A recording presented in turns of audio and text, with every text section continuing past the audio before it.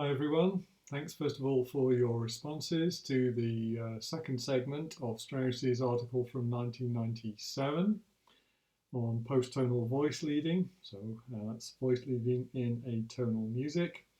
And in this video what I want to do is to cover the remainder of that article. So it's going to begin on page 263 and run to page 274. So that'll be the entirety of this article. And then what we'll do in the next video is begin looking at the next article Straus produced on this topic. And that was in 2003 in Music Theory Spectrum, and hopefully I'll be able to attach that to the email that goes with this video. So you'll have it and we'll be able to work on it from the beginning.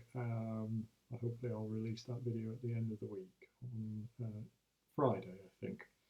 So you'll want to know how were your question responses all correct. Absolutely correct. There's nothing really to review on that. So I'm going to press straight ahead with the remainder of the Strauss, and we'll pick up on page 263. So, excuse me, when referring to Strauss's concerto for piano and wind instruments, Strauss revisits Schenker's negative appraisal of its seemingly deficient prolongational characteristics. So this is a slightly different phase of the article where he goes back to interpreting post-tonal music in a prolongational sense, and notes that Schenker's attitude to this piece by Stravinsky was negative. He said that, yes, okay, there's a third span in the upper voice. You could suppose that it's kind of being supported by a subdominant harmony, and ultimately there will be an octave descent. But overall, there's lots of contradictions, and the voice leading does not, Schenker thought, actually seem coherent. So this is now example 12 on page 268. So looking ahead to that, but that's the text, the commentary that Strauss provides.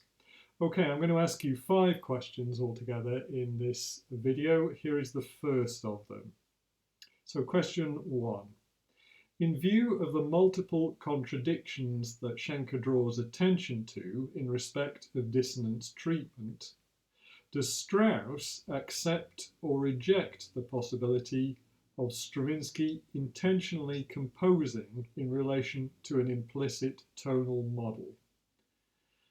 So here's the nub of the question. I'll read the entire question again. In view of the multiple contradictions that Schenker draws attention to in respect of Stravinsky's dissonance treatment, does Strauss accept or reject the possibility of Stravinsky having intentionally composed in relation to an implicit tonal model? Question 2. Which modified key center does Strauss propose for this passage, and which trichordal set class acts as a transformational goal? So there's a modified key center, and there's also a trichordal set class that acts as a point of departure and a transformational goal. So I want to know the set class name and also the sort of adapted key. Question 3.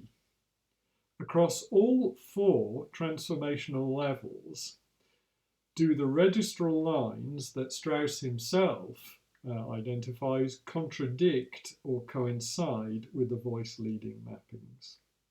So according to Strauss, across all 4 transformational levels, do the registral lines contradict or coincide with the voice leading mappings? So that's Strauss's additional reading of this passage. That's also part of example 12, around about page, I think, 269 that moves on to. So let's continue. To this point, Strauss has modelled transformational voice leading according to strict TN and IN connections.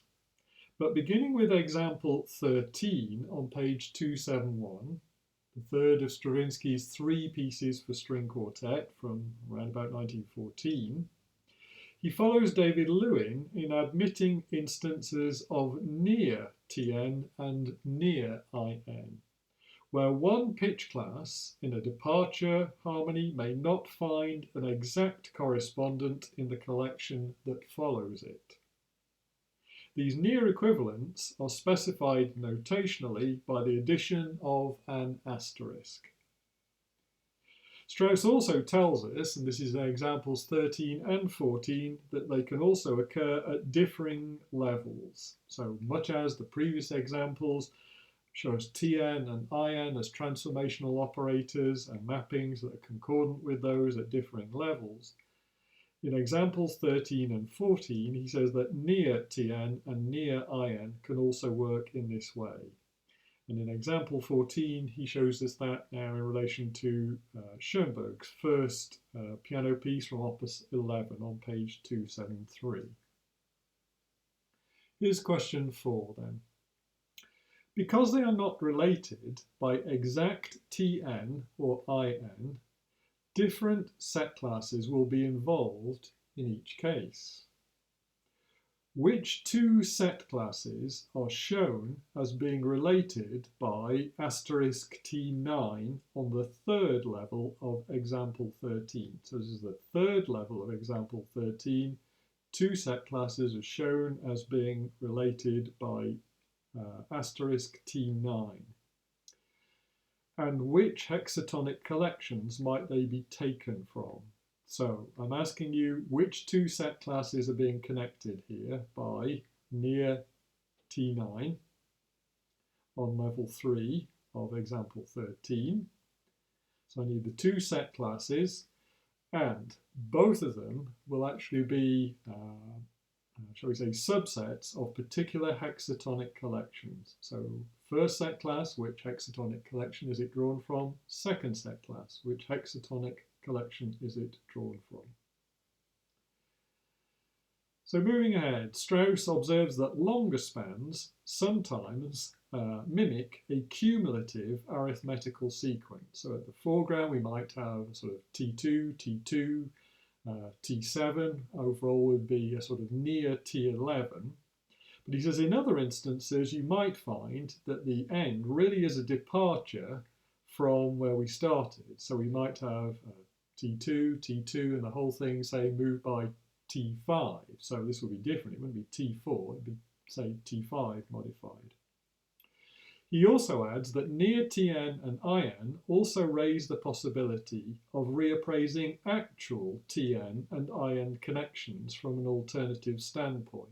In other words, rather than accepting absolute correspondence in terms of T or I, transposition or inversion, we might wonder whether there's anything to be gained from looking again at a particular passage and seeing whether near T or near I would work for that passage in a more informative way, perhaps in relation to that whole context of a section of music and the overall salience might be the motivation for revisiting that. Anyway, here's question 5. This will bring us to the end of the article.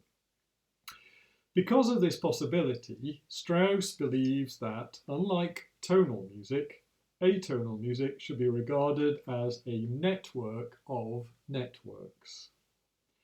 Does he also believe that there is such a thing as the voice leading of an atonal piece? So question 5. Because of these multiple possibilities, Strauss believes that unlike tonal music, post-tonal music should be regarded as a network of networks. Does he also believe that there is such a thing as the voice leading of a post-tonal piece? Okay, that's where I'll bring this video to a close.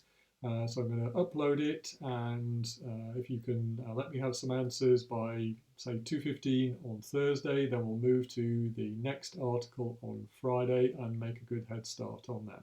Okay? So thanks for everything so far. Hope you're holding up. Weather's brighter, as you can probably see, sort of bursting in through the blinds around, or at least on one side of me.